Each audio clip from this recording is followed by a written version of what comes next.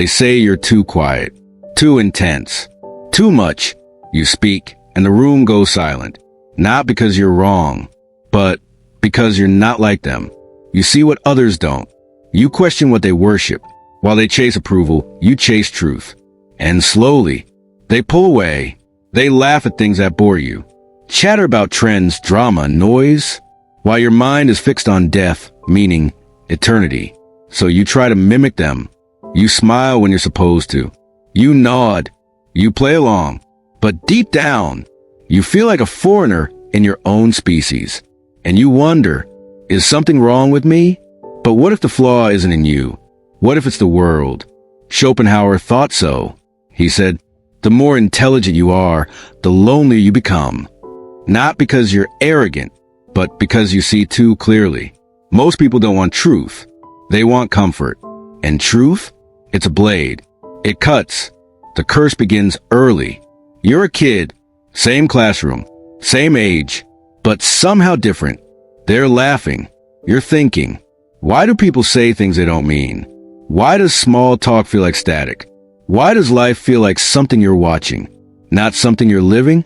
This isn't just introversion. It's a kind of exile, because you see, you notice contradictions. You hear what people don't say. You feel what others bury. So you go quiet, not out of shyness, but out of exhaustion. Every time you speak your truth, you pay a price. So you learn, blend in, say less, smile, nod, and the loneliness grows. Not the kind that comes from being alone, but the kind that comes from being unseen.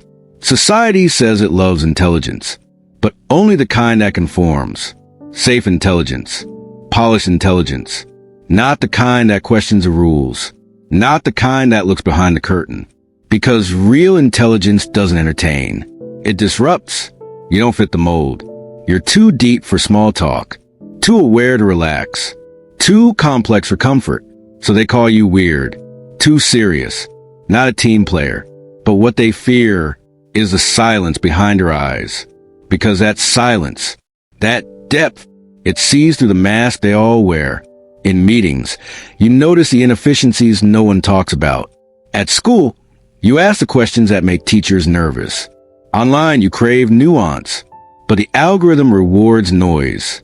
So you shrink, not because you're weak, but because you're tired. Tired of explaining, tired of being misunderstood, tired of being punished for thinking.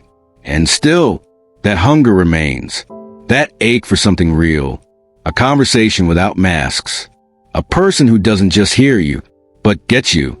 You wonder if they exist.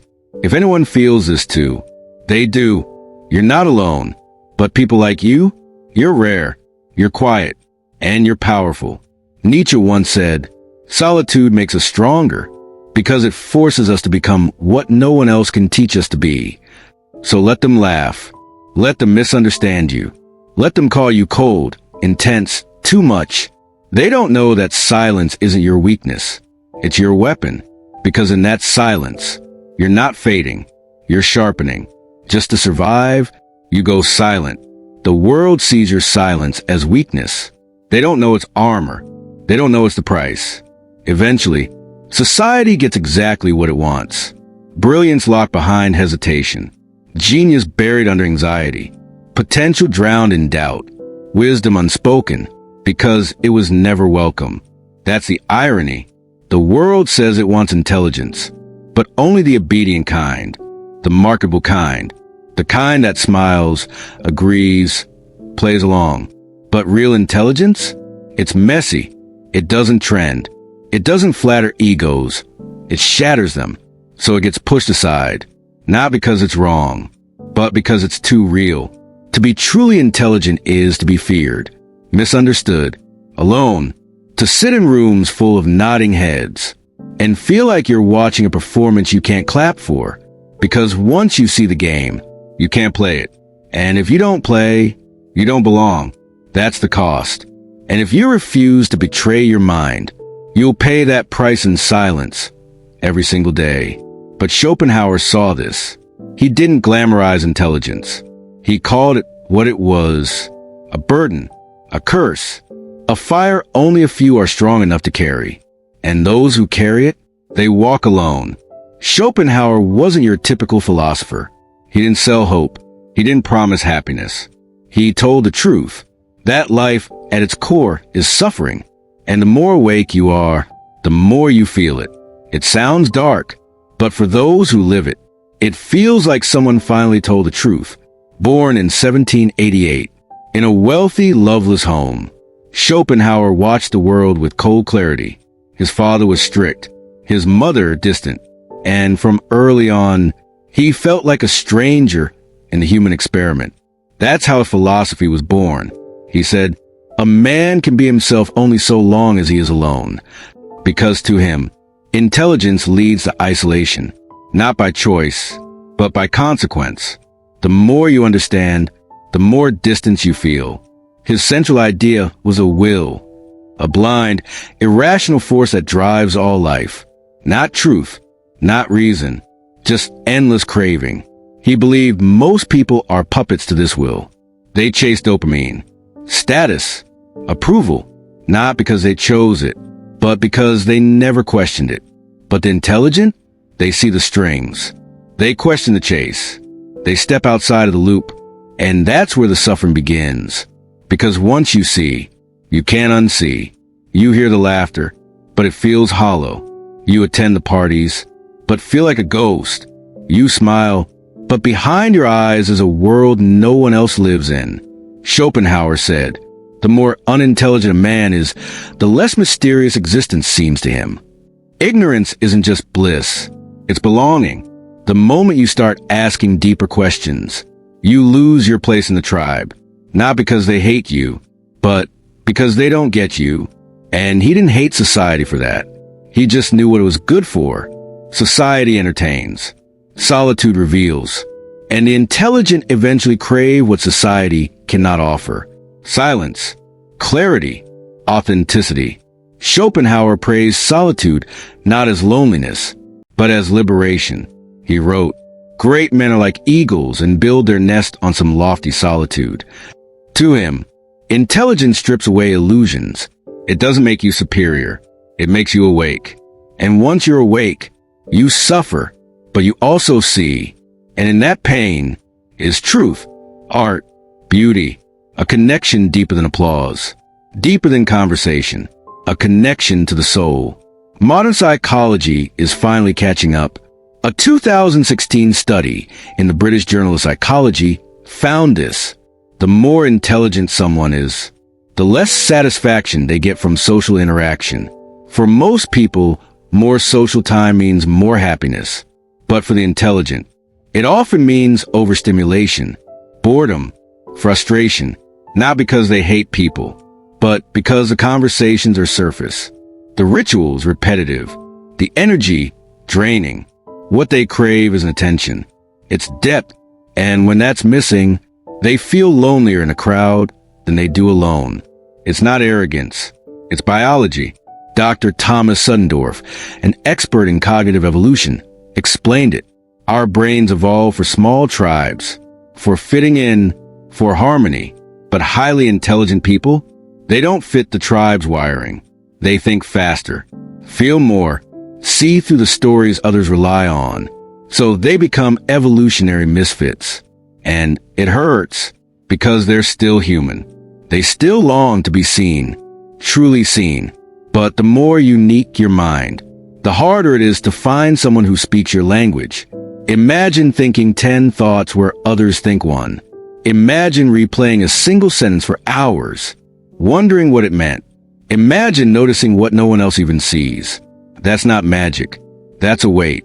It leads to burnout, anxiety, emotional exhaustion, not because the world is evil, but because it's not built for people like you. Even a Harvard study showed it. Gifted children report more existential worry, more alienation. From a young age, they know they're different, but instead of being honored for it, they're punished, told, "You think too much. Just be normal. Stop asking questions." So they learn to hide their minds, to betray their own brilliance, to shrink, and deep inside, they carry that quiet sadness, that silent question, Is something wrong with me? But Schopenhauer had an answer. No, nothing's wrong. You are not broken. You are just awake. That's what he whispered through his books. And that's what we're whispering now. Between wanting to open up and needing to protect yourself, there's a tightrope. They want to connect, but they've been shut down too many times. So they build walls. Emotional walls made of silence, hoping someone notices what's behind them. Most don't. Even in relationships, this plays out. Highly intelligent people often feel unseen, not just admired, but truly understood. They might come off as distant or cold, but it's not that they don't want love. It's that they've learned most people love the idea of intelligence, not the messy, complex emotions that come with it. Psychologist Kazimierz Dabrowski called this overexcitability. It's a heightened sensitivity in 5 areas: intellectual, emotional, imaginative, sensory, and psychomotor. Basically, smart people feel more, think more, suffer more. That intensity fuels creativity and insight, but also widens the gap between them and the world. Here's the hidden truth. Loneliness doesn't always mean something's missing. Sometimes it means something's unmatched. A mind that sees through illusions. A heart that won't settle for small talk. A soul chasing meaning over comfort. So if you felt this kind of loneliness, not just being alone, but feeling no one really gets you, it's not a curse. It's a quiet signal. You're among the few who are truly awake. Intelligence might attract admiration at first, but underneath admiration is often envy. Envy turns respect into rejection. Most people won't admit it, but it's real. Walk into a room and speak clearly, deeply, confidently, and some won't hear your words. They'll hear their own insecurities screaming. That's ego trying to protect itself. This is where the Dunning-Kruger effect shows up. People with less ability overestimate themselves because they don't know what they don't know. Then along comes someone truly intelligent, shattering their illusion. And instead of gratitude, they lash out, calling the smart one arrogant, cold, or weird. But the smart one never said that. The ego just heard on its own. Because intelligence doesn't just challenge ideas, it challenges identities. In tribal psychology, this is a threat. Humans evolved to fit in, to survive by blending. Stand out, think differently, question everything, risk exile. History is full of this. Socrates died for exposing shallow thinking. Galileo was silenced for challenging authority.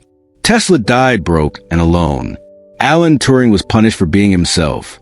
These aren't just stories of misunderstanding. They're stories of ego striking back. Even today, innovators and deep thinkers face this. Ignored at work, labeled disruptive in school, called too much in relationships. Why? Because intelligence without conformity threatens the social order. It makes comfort uncomfortable, mediocrity visible. That's unforgivable. So envy whispers, ego pulls the trigger. But here's the paradox. People want intelligence, just not the kind that makes them question themselves. They'll admire a genius on YouTube, quote a philosopher on Instagram, but sit them across from someone who sees too clearly, feels too deeply, speaks too honestly. Suddenly it's war. If you've ever been rejected not for your flaws, but for your clarity, it's not your fault. Your presence awakens things others aren't ready to face. And in an ego-driven world, that's more dangerous than evil. What do you do when your special gift makes you alone? When your mind dives deep, but no one seems to care or understand? Arthur Schopenhauer didn't sugarcoat it. No toxic positivity here. His answer was brutal and freeing. Solitude. He wrote, intellectual superiority is marked by a propensity for solitude, not punishment, liberation. Because here's the uncomfortable truth. The crowd rarely understands the individual. The deeper your thoughts, the more they echo in silence. But that silence is not emptiness. It's clarity. In a world addicted to noise and distraction, Schopenhauer said, the one who can be alone and still feel whole is the strongest kind of person. Solitude isn't loneliness. Loneliness craves connection and doesn't find it. Solitude chooses peace over shallow company. It's not absence of people, it's presence of self. Deep thinkers don't hate people. They're just exhausted by shallowness. Ordinary minds tick like clocks, repeating the same shallow ideas. The noble intellect? A compass always pointing to truth, depth, and meaning. You can't follow that compass in a noisy room. What does solitude give you that society can't? Freedom. Not just physical freedom, but mental and emotional independence. Freedom to think without interruption, to feel without judgment, to create without compromise. Great ideas, philosophy, art, science, vision, aren't born in crowds. They're forged in stillness. Schopenhauer spent his life reflecting quietly, unpopular and unpraised. But he knew this timeless truth. A man can only be himself when he is alone. And if he doesn't love solitude, he won't love freedom. Here's the real power. When you stop seeking validation, you become untouchable. Rejection loses its sting. You stop shrinking yourself to fit in. That solitude becomes your sanctuary, your forge, your mirror. That's the brutal brilliance of Schopenhauer's solution. Don't beg society to accept your depth. Let it reject you. Let it misunderstand you. That rejection? It's proof you're different, not broken. The world ignores deep thinkers not because they're wrong, but because they threaten what's easy and familiar. So if you're misunderstood, left out, called too intense or too different, Schopenhauer would say, good. You're no longer a prisoner of the herd. Solitude isn't just escape. It's reclaiming your mind, your time, your energy. It lets you stop performing and start being, not who the world wants, but who you really are. As you settle into that quiet, you start to see what others can't. Beauty in silence, patterns in chaos, depth in pain. You stop trying to belong and start becoming. Schopenhauer called this the noble intellect, not noble by birth, but by inner richness. It's not for everyone. Most will never choose it, because solitude means facing yourself, and that's terrifying. But if you're brave enough to walk that path, to sit in silence, to feel the weight of your thoughts, and resist diluting yourself just to fit in, then solitude becomes power. Not because it makes you special, but because it makes you real. So don't fear the loneliness intelligence brings. Let it shape you, deepen you, set you free. If you ever felt out of place, thoughts too heavy, questions too deep, emotions too intense, you're not broken. You're just more aware. And that awareness comes at a cost. Loneliness, rejection, misunderstanding. But here's what no one tells you. That pain isn't a flaw. It's a sign that you see what others don't, feel what others hide, think in ways that challenge the crowd's comfort. The very things that make you different, they make others uncomfortable. So they pull away, not because you're wrong, but because you remind them of what they refuse to face in themselves. This is the secret Schopenhauer understood. You don't need to change who you are. You need to understand who you are. The journey of an intelligent soul is never straight. It moves from confusion, why don't I fit in, to clarity, maybe I was never meant to inner power, I don't need to. Somewhere along the way, loneliness stops being a wound.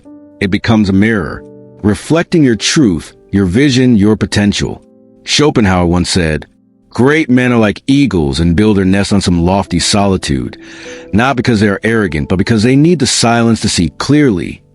From that height, you're no longer lost in noise. You're above it. So if society rejects you, let it. That rejection isn't failure. It's proof you think deeply, feel honestly, refuse to trade authenticity for approval. Let that be your proof you're not lost. You're just ahead of your time. And whether others catch up or not, you will already be free. If you made it this far, you're not just watching a video. You're searching for meaning, truth, something real. That alone sets you apart. Maybe you've always felt different. Thinking too much, feeling too deeply, caring about things others ignore. Maybe the world made you question if that's a flaw. It's not. It's clarity. Schopenhauer believed the clearest minds often walk the loneliest paths. And while that clarity isolates you, it also frees you.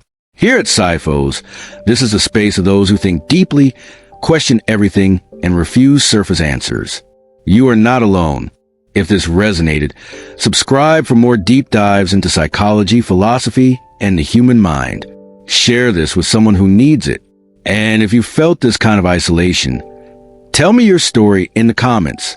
I read every one. Let's build a community for minds that don't fit, Because we were never meant to.